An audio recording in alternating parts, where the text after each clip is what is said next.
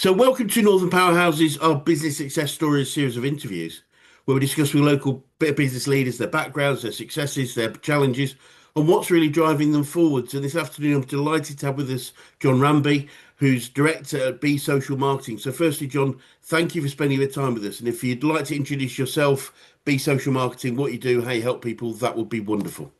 Yeah, thanks for the invite. Yes, so I'm John from B Social Marketing. I'm the founder and director. I started the company back in 2013. We're a boutique agency, a small team of five, and we specifically specialize in LinkedIn lead generation. A lot of Brilliant. people don't know what that is or have different variations of LinkedIn lead generation. We specifically work with business owners, manage their LinkedIn profile, and we reach out to their target audience, building brand awareness, generating leads basically to help them grow their business. We typically work with B2B businesses, Yep. small, medium enterprises. Um, yeah, Such a powerful tool, LinkedIn, isn't it? I mean, it's a great thing to do that and a great way of connecting. I would suggest, especially B2B. I guess there is B2C too, but and so many people I meet don't use it enough. So, having access to services like yours must really be helping people. What would you say makes a great client for you? What are the types of people that you work best with?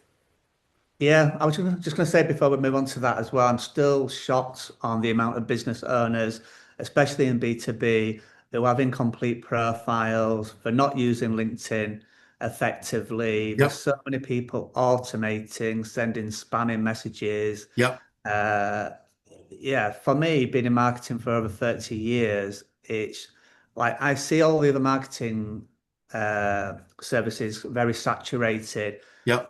Don't get me wrong, LinkedIn is getting more popular, but I still see so many business owners, and I speak to business owners that come to us from recommendation, and they don't even have a clue that it's a service. And LinkedIn, Yep. used the right way, is a lead magnet. Sorry, now moving on to your question. Your question was, My question was, what makes a great client? What some of yeah, yeah. the facets of a great client for you? So we do work with some B2B, sorry, B2C clients, but typically it is B2B. They have a service or a product. I would say most of our clients tend to have a service of some kind. Yep. They need to know their target audience. So when we get a new client, we ask who the decision makers are that they want to connect with, the job titles, what sectors, what headcount of companies, Yeah. and what's the other one? Headcount, our location. So are they Yep. regional, national? Are they international? Doesn't Yep. make any difference to us as long as we can find them on LinkedIn. Uh, yeah. So knowing their audience and be prepared. Basically, companies who come to us, uh, they want to grow their business. If you just want one or two leads, we're probably not the right company for you. We're basically here to generate a lot of business for you to help you Brilliant. grow. I, and I have to say personally, I love LinkedIn, and I remember two examples of how powerful it was. And just for anyone, as you say, that sort of isn't necessarily as engaged they could be. I remember working with a very small business, and they're working in well, let's say in the power world, Yeah, without being and one of them just said, and I was just working with them, and they said, well, Centrica would be a good um, partner, client, whatever you want to call it. And one of them said, yeah, well, let's see what let's see what we can find. And at that point, the CEO of Centrica popped up when they did the search, and they just messaged him. Well, we messaged him then. So they messaged him, and he messaged back. And it was yeah, just like there is, I don't think, any other medium where that could ever have happened. A phone call wouldn't have got through, an email wouldn't have got through, yeah. and it was just that powerful. I was absolutely shocked, and I'm so glad it was such a long time ago, because ever since it's made me realize the power of something like LinkedIn. Well, I started networking in year one, and I was sat down. All these people are asking for specific people with these specific companies, and I've always tried to connect the dots. Like, where do your target audience hang out? Are they on Facebook, Twitter, Instagram, Yes. etc.? And it was just screaming to me like LinkedIn. And I Yep. was speaking to these people. I'm like, are you connected to these people? Have you reached out to them? And they're just like, no. And that's basically kind of our LinkedIn journey started for Brilliant. clients. Brilliant. I was going to say it'd be good to know a little bit about your background. Obviously, it's quite a lengthy background in marketing, and how you got into business and why this particular one for you. Yeah, so I've been in sales and marketing for 30 years. Uh, I worked at Direct Line Insurance in telesales, got promoted to telesales coach. I was one of their best salespeople. I went to work for Yorkshire Post newspaper group. I was there Yep. for 12 years. I would say I learnt my craft there. Yep. Their training was renowned. I kind of, I was already good at sales, but I continued to be good at sales. But I also found my creative side and they Yep. nurtured that, and I became very good what I did in developing relationships and that kind of thing. I got basically after 12 years, digital took off. Yorkshire Post didn't really embrace it. They were Right. given ridiculous targets. I can't sell a product or service that I don't believe in. I'm Yep. very loyal to my customers. At the time, I got headhunted by Groupon. They first launched and they were struggling to sell the concept because it was completely new to Yep. market. Yep. They knew I had certain relationships with key businesses around Yorkshire. So I went to work for them. And then again, I got headhunted by 118 a year later. Then the social media boom happened. I was actually having dinner at one of my ex-clients at Yorkshire Post, a restaurant, Sheesh Mahal, Kirkstall Road, Leeds. And Asram's great. It was just like, give me some marketing ideas, John. And I'm like, Asram, look at all these restaurants targeting me on Facebook. You should be on Facebook. So I went away. I created him a Facebook page as a favor. Like I said, I was working for 118. Brilliant. Went on honeymoon, came back a month later, had a look. He'd not done anything with it, no post, no nothing. I got really annoyed and frustrated because I love Asram. It's always feeding me for free and everything. But I was just like, Asram, what's going on? And he just laughed and he said, I'm front of house. I'm never going to get time to do this. You do it for me. So I fell into business by accident by Brilliant. helping him out. Basically, it worked exceptionally well for him. He referred me to another restaurant. There was actually another ex-client of mine at Yorkshire Post. They'd actually worked with another agency, Yep. failed to get their social media off the ground. I don't know why, because it was an Italian restaurant with amazing food. Again, took off instantly. They then referred us to a Michelin-starred restaurant in Ferronsby, the General Talton. Yep. Again, Know that. they'd used the same agency, failed Yep. to get it off the ground. Again, I don't have a clue why. They had professional photography of food, and you're literally like licking your lips. And again, we Yes. just completely turned it around. 6 months later, I was actually earning more than I was earning at 118, and that's kind of when Be Social was born. And yeah, Brilliant. I, What a great story. That's absolutely fantastic. And again, just showing the power of the right place, the right time. And yeah, I think being in advertising for 12 years, I'd learned the concept of what a good advertisement looks like, which when you think of social media, that's basically what you're looking at. yes, Your tone of voice, how you speak to people. So I just think the foundations of what I'd learned throughout my career, uh, and the social media boom, it just all connected at the right time. brilliant. And looking back over the as you've run and grown your business, what are some of the biggest challenges you've had to overcome, John? Biggest challenges. Uh, I made the mistake in year two. So when I first started the business, I specifically wanted to specialize in something, not be one of these agencies that offer all services, Yep. outsource a lot out, or I wanted to like if I like to be the best at like what I do, and I always Yep. have throughout my career. So just doing a good job for somebody isn't acceptable in my opinion. Yep. I was actually working with a business coach at the time, so this was year two, and I told him that I wanted to do web design because I was hearing so many nightmare stories about web design agencies. I didn't really understand it back then, but companies would say, "Oh, the front end developers, not back end developers, or the other way around." Anyway, they weren't happy about the service. And I'm not kidding, the amount of stories I heard, it was just ridiculous. So I kind of saw that the opportunity was Yep. there, and I wanted to hire a web designer. And my business coach at the time just said to me, John, keep specializing in what you do. Don't be a jack of all trades. But I was so passionate about all these people getting a bad service. I ignored him and he helped me recruit somebody. And we did it for a year and we did like PPC, Google Ads and Yep. things like that. But I did realize you can't like a small agency like we were, you can't specialize in everything. I was very reliant on this web designer, on his knowledge. I know what a good website looks like, in my opinion, but Yep. I don't have a clue how to build it on the back end. So we went Yes. back to basics and yeah, just decided to totally focus on social media. We've never looked back from that. Brilliant. I mean, a very good learning of yeah. It's one of those things. You're either going to be broad. Um, I believe in niches very strongly, but it's got to be if you're going to go broad, it's got to be a set of niches, if that makes sense. Yeah. You've got to be really, really good at each one, and that's quite difficult, especially unless you can build a team to be big enough to do that. So niche is such a valuable thing to do. And yeah, any other key learnings about growing a business? Obviously, that's one of those. I would strongly recommend. Anything else that comes to mind? Team learnings. I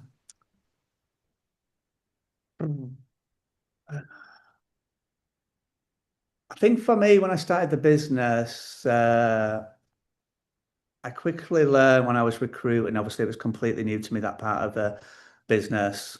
And I used to take people on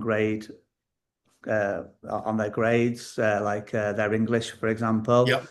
And unfortunately, I ended up having to get rid of people very quickly because Yep. they just couldn't spell. Or, yeah, we used to get a lot of recommendations. Sorry, we used to get a lot of businesses coming to us where they were leaving another agency because they were spelling things wrong on their Right. profile, even their company names. So over the years, I've learned to quickly identify the caliber of person that I hate mistakes. Yep. Obviously, we're all human, everybody Yep. makes mistakes. But if I can minimize those mistakes as much as possible, Yep. so yeah, I've found now anything under an A, just they probably won't cut it with what we do. We're managing like Yep. managing directors, CEOs, LinkedIn profiles. You can't misspell things, and Yep. even with the auto correction Yep. software, it's not perfect. So yeah, that's just something I've learned personally through our own recruitment needs and just wanting to go. I always want to go above and beyond for customers. I don't Yep. like people complaining. I don't want people ringing me up saying, "Oh, this was spelt wrong." Yeah. And as you say, I mean, with and I totally agree that they aren't perfect, but with the support of spell checking as well, there should never really be a misspelled word, should there? I mean, it's care, it's a duty of care that I check and double check, and it's only with a lack of care that a mistake is likely to Yeah, get through. I think with my team, the writing all day long, like literally, is Yes, fair that's dues. the core Yeah, of what they do. So I think it's just that consistency, and like I say, where we have all the softwares. Uh, for spelling added anyway, just in case. But it's yeah, just like human error. yeah. It, I would yeah, say the other challenge we've had though, I've kind of been like our USP is that we don't automate yeah, LinkedIn outreach. There's hundreds of automation softwares out there. yeah, So the last 2 to 3 years, I've been very aware of it. I've researched them myself or some of them, and I've been like, how can we be better yeah. than AI? So that's something I've personally been working on for the last 3 years. And I know a lot of people are scared about AI and it taking over their jobs, but when it comes to LinkedIn outreach, it really is terrible, and I'm really not worried. A lot of Yeah. people don't know this. I do talk about it a lot, but LinkedIn automation is actually banned by LinkedIn themselves. Yes. It bre it breaks GDPR laws. It Yeah. basically scrapes the data. Yeah. Searches are never 100% correct. Yeah. And you have to send a very generic spammy message to everyone, so it doesn't resonate. So again, these last few years, we've really honed in on personalizing our messages so it Brilliant. stands out from the competition. And a lot of our clients do get comments, even from the big blue chip companies, that their message actually stood out from the others Brilliant. that they receive on LinkedIn. Brilliant. I mean, like, yeah, I mean, I think, although it is an online tool, it is a social network, isn't it? It's people talking to Yeah, people. yeah. So it has to be people. Um, and yeah, I mean, it's interesting. And, AI, I, my personal experience of it is we shouldn't ignore it, but we shouldn't fear it either. It'll just help us do our jobs better. I Um, remember and about eight years ago, I used to love Twitter. When I first set up the company, I created lots of networking hours on Twitter, yeah, like Leeds Hour, Huddersfield Hour, Manchester Hour, Liverpool Hour. And bots took over LinkedIn. Like people started using these automation software, and Twitter eventually blocked all those bots. But the decrease in the people that actually used Twitter then was massively, and they've never recovered right. from that. And I think that's what LinkedIn is worried about. Like nobody Yeah. wants to talk to a bot. You can No, you can kind of tell when somebody is talking to you just general. yeah. No, I agree. It's remembering it's human and keeping the human element is so key. And Johnny, you mentioned coaches before, and I think you're aware we're a business coaching organisation. I am keen to know who the best coaches you've worked with, whether that is business, sport, life in general. Who has had the biggest impact on you? I would say I've always been hungry for knowledge. So throughout my career, I've learned from like just lots of different people I've worked with. I remember one of the biggest things I learned before I got into marketing was actually where I really found I was really good at sales. I worked at Ted Baker. They had a charge card in store. I ended up being like my nickname was a charge card king. I got made into the Ted card representative. My leaving present was a framed charge card. I had to train Brilliant. all the Ted Baker stores, but the manager once he took me down into the office once, and I was only young then. I was only like probably 19, and he started asking me questions about my personal life, which I thought was really weird at first. I remember coming out thinking that was a weird meeting, but I kind of really understood what he was trying to do, and he was trying to understand me as a Yes, person.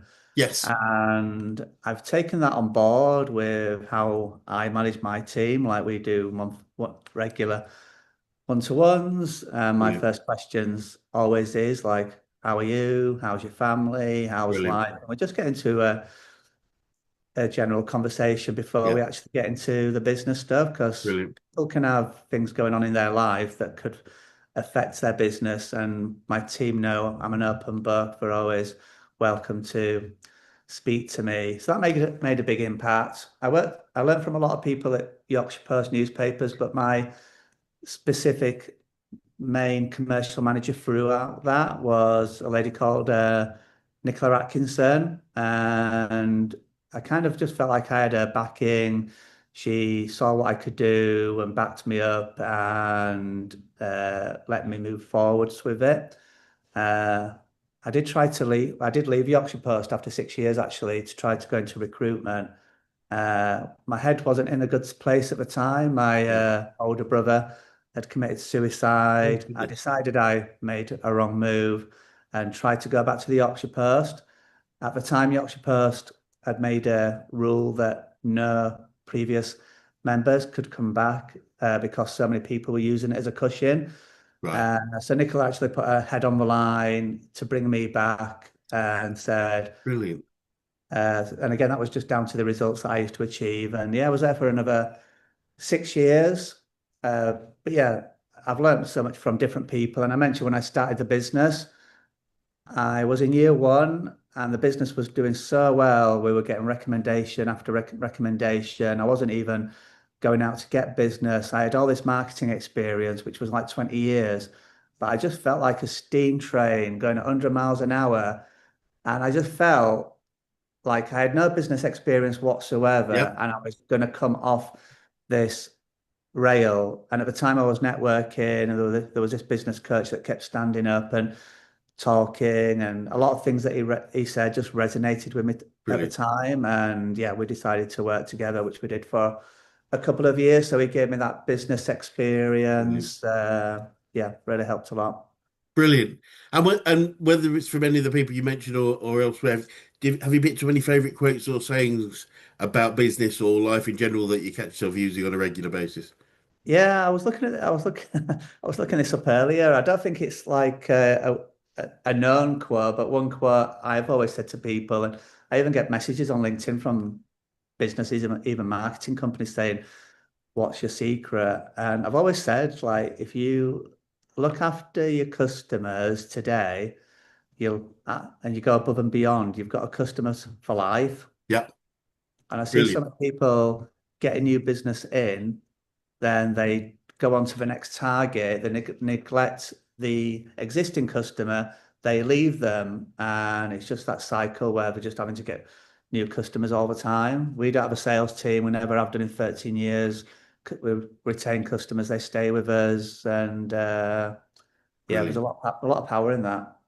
Massively, absolutely. I mean, I always think it's nuts, John, because it's like it's so hard to get new customers, isn't it? It's like it's hard work. So why not spend some time keeping them, making Yeah, them feel happy? It just seems like an obvious thing to do, but I guess, yeah, I guess some people it's more an acquisition game or than a keeping game. But and similarly on recommendations, any favorite books or podcasts that you can recommend?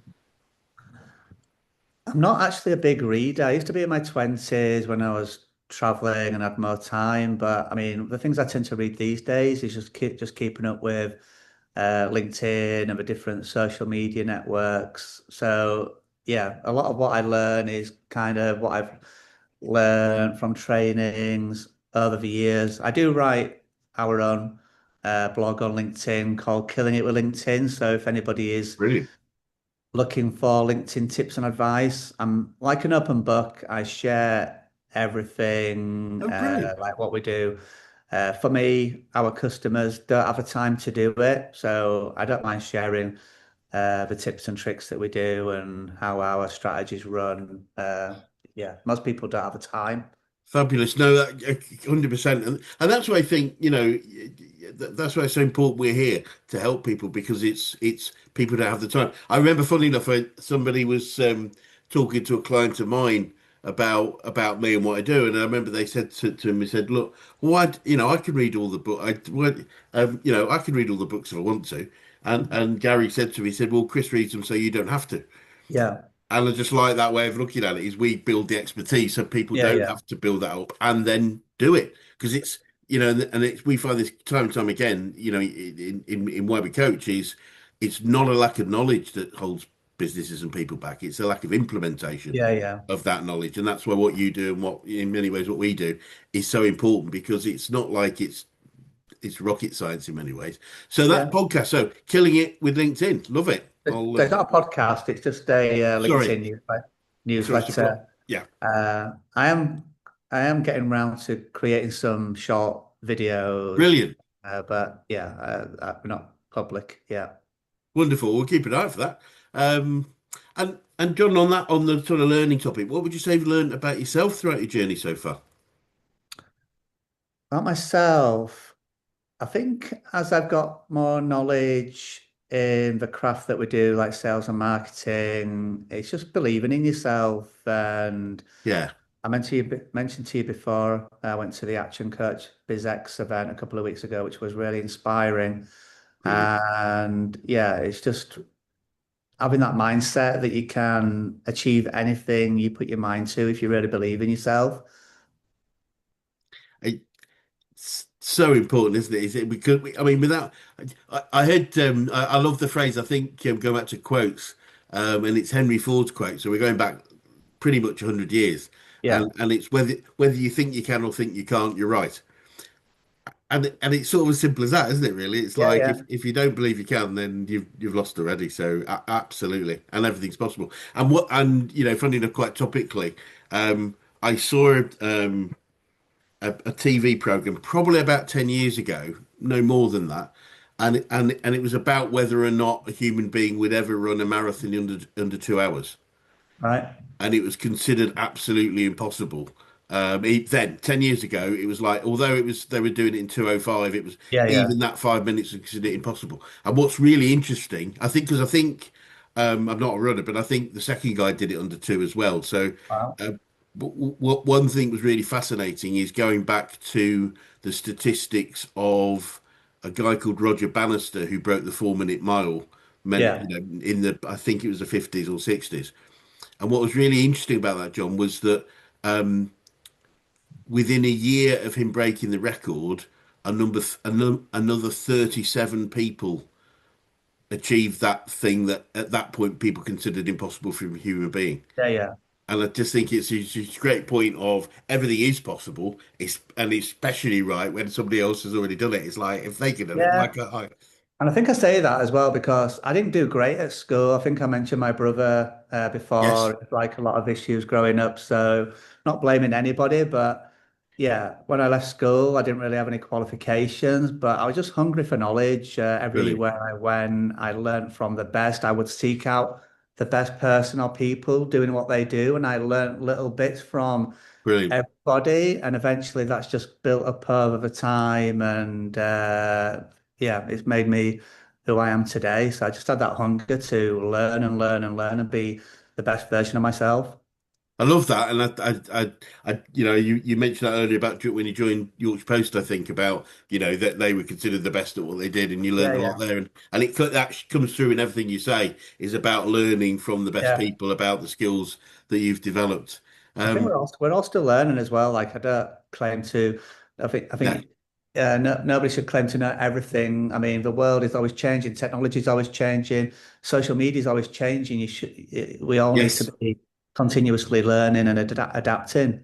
yeah, absolutely, couldn't agree more. And John, you may be familiar with this. I know you're around Action Coach a little bit, but we our definition of a true business is a commercial profitable enterprise that works without its owners. And I'm keen to know your thoughts on that. That as a definition. Is that short term or long term or both? Well, I guess I mean, it's an interesting point. For me, it's aspirational in terms of that's where we would suggest most people should be headed because, and the reason is, it's not because you have to, because Yeah, I always put a can in there, can work without. But what we find time and time again is without heading that way, if we're not careful, the owner or owners themselves become the bottleneck of growth for the business. Because yeah. if it's about them, then they're the people that may hold it back. And so I think it's a virtuous thing to do. But yeah, anytime. It's not, it has to be from day one for absolute sure. Yeah, I mean, obviously, I can go on holiday. I was on holiday during Easter, and the Brilliant. team ran the business without me. It's funny, I was asked this question recently by another coach, and I completely get where you're coming from. And I work with lots of business coaches, and we've come across, and I know most people's ambitions is to retire and this kind of thing. And I honestly absolutely love what we Brilliant. do, and I love helping businesses grow. I love the relationship building. I'm 50 years old this August. I still can't imagine being separate to the business. So I know what you're saying. I can see myself doing this until I die, but don't get me wrong, I might say something different in like 10 years. But I know most people's ambitions is to retire and step back. But yeah, I just love what I'm absolutely obsessed with. I always have been with what we do. Like my Brilliant. brain's always going, which wasn't why it was nice to go to BizX the other week because I literally do not switch off. I'm always thinking strategies, ideas, and just Brilliant. 3 days, which I couldn't really afford to take off. My brain was again just from having that break. I came away with lots of ideas, not even things that have been discussed. It just gave me that gap to actually take a step back, and it was Brilliant. giving me a lot of more ideas and strategies of what we can potentially do. Brilliant. Great to hear. Obviously, I'm a massive fan of BizX as a setup, and it was quite interesting actually. I don't know. We were talking about it. I don't know if you remember. One or two of the speakers came out, and they was quite surprised to see there was that sort of walkway in the middle. And it did strike me that I don't think there are many events. I mean, I know there are others, but there aren't many events of that scale that is just about education and people speaking. There that you often have a big conference with, internal speakers speaking or Yeah. an award ceremony, but very rarely do you have like 2 days, however many it was, 7, 8 speakers at that level. And that's what it is. It's an educational Yeah, uh, yeah. 2 days, 3 3 days, which is pretty wonderful. Um, and so, John, you're looking forward to them. What does the future look like for you guys, and what challenges do you think you might face, if any? So the future is looking promising. We've just had our best year in Brilliant. 13 years, Well done. which is pretty much down to last year. I made a decision to be more proactive with our own lead generation. I think I mentioned that we've not had a sales Yes. team in our salesperson in 13 years. We were going to drive the business before COVID. We had an office in Harrogate. We moved to Leeds City Centre. I had an office that was like £2,000 a month. COVID hit us. None of the team wanted to come into the office. We actually did really well from COVID. Before this year, it was actually our most profitable Brilliant. time. So we did really well for that. But after COVID, none of the team wanted to come back into the office. So the team had been with me for a few years, so they knew what they were doing. We made a decision to work remotely. We had like a satellite office that we could visit like once a month, and that worked for a few more years. But then last year, I decided to take on somebody new. So this goes back to my idea of driving the business. I decided to bring somebody else on board. We didn't quite have enough work for them, but I was confident because we'd never reached out and because of my sales experience working for all these other companies.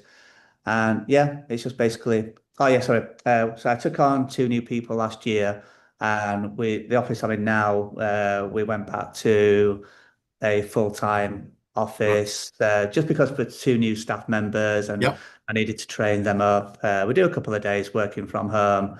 So yeah, so the future's looking really, really good. We're a team of five. I'm Brilliant. currently turning business away. Oh, So wow. I'm in a situation where do I recruit the sixth person? I'm a bit nervous about that because I love the personal touch of our business. Yep. And I think if I take a sixth person on and grow further, then the business model is going to have to change. I'm going to have to change. And for me, that's my favorite bit. So, yeah, I don't know the answer to it because I don't know Yep. if I want to be a team of six and change what we do. I think I'd rather stay as a boutique agency. So it's a nice problem to have. I've got my Yes. eye obviously on AI. It's not personalized at the moment, but Yep. it might get better and better. Yep. Obviously, LinkedIn is a great platform at the moment, but again, if a bots take over and annoy people, is that going to put people off LinkedIn? Are they going to switch off from LinkedIn? And again, so I'm just always watching everything and analyzing and making sure we're doing the best we can for our clients and moving with times as Brilliant. that should happen. Brilliant. Love it. Well, it'd be great to see what the developments are over the next couple of years, and what your thought process is, and whether that changes over time, Yeah, yeah, because it is a tricky one, and it's a tricky one in many businesses at that stage of development. And there aren't any rights or wrongs. It's not like you have to do it this way or not have yeah, to do it this way. But but it'd be good to it'd be good to swing by another 12 months or 2 years and just see how you've progressed on that one. So, final question: what would be the best advice you could give an 18-year-old you if you could go back in time and do that, John? For me, it was about, like I said, I didn't do well at school. I didn't know what I wanted to do, but it's just finding a craft that you love doing. So I went initially from job to job before the Yorkshire Post until I really found like, wow, this is amazing. I love doing this. I'm good at this. My creative side came out, which was really good. But again, just believing in yourself as time goes on. But yeah, seek out the best people in those businesses. And I Yeah, said it to my team, or I did when we were working remote, love it. that I did kind of feel sorry for my own team members because where I am today, I put down to being in an office, learning from the best Yes, people, and whatever business you're in, if you're working remotely full time, you're not getting any of that. Having meetings on Zoom to Zoom, sorry, having meetings on Zoom or Teams, you're not yeah, getting that. So yeah, I do feel sorry for those people that they don't have that to build on. yeah. Yeah, no, it makes sense. And funny enough, I've had a few conversations on that side of things for over the last couple of months about, you pick things up even by osmosis, even if it's not formal training, Yeah, yeah. sitting next to somebody or in the same room as somebody, you hear what they say, you hear the tone Yeah, of hearing those telephone things. calls and listening to the tone of voice, the Yep, words they use, yep, and everybody's got their own little style. So yes.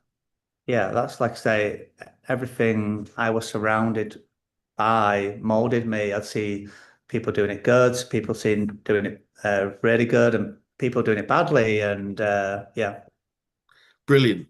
Well, John, it's been fascinating talking to you this afternoon. I really appreciate your thoughts and your openness about what you've achieved and what you've learned.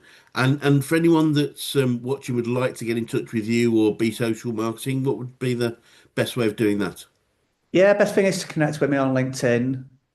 I'm always on LinkedIn. Brilliant. So Yes. yeah, Good answer. John Ranby. It's yeah, I respond. I'm always happy to help people as well. So I do say to people, if I get a lot of people come to me saying LinkedIn doesn't work. In fact, I did a talk last year, and a business coach actually came up to me. I'm not going to say any names, but it was like, "Great talk, John, but LinkedIn doesn't work." And I know it does work for business coaches because we've worked with lots over the years. Yep. But I admitted to him, business coaches on LinkedIn is saturated. You've got to stand out from everybody else. So I love a challenge. I just said, can I look at the messages these other agencies have used for you? And it showed me, and I couldn't help but laugh because I'd blogged recently about six of the worst openings. And they were using one of the openings, which was one of those wishy-washy AI messages that you see the party of your network, let's connect. And I'm like, I'm not surprised it's not worked. And we had three meetings, nothing ever came of it. And again, I was about to do another presentation just last month. And the night before, the same guy sent me a cold LinkedIn message saying that just a very generic message.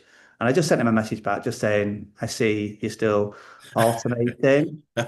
But with us managing that, we would have shown warmth and we would have followed on the previous conversation. And that's the power of manual outreach compared to uh, Brilliant. AI. Brilliant. What a great example. I mean, it just seemed, I don't know if this you'd agree with this or not, but it's a network of people and you wouldn't go up to somebody and say, I see we're in the same neighborhood. People, Let's connect. You'd say, how are you getting on? What are you doing today? people by people. And Yeah, again, absolutely. a lot of people using LinkedIn, they've been too salesy. Like Yeah, we build relationships with people. You can see people at message one or message two going straight into the sales pitch, and yeah, people remove you as quick as they accepted your connection rate. You've got to look at it as a business relationship yeah. building tool. Brilliant. Yeah, I couldn't agree more. It's nuts that I mean, I would suggest it. So I'm not you're the expert, not me, but it's like we should behave on LinkedIn like we would behave in a room of people.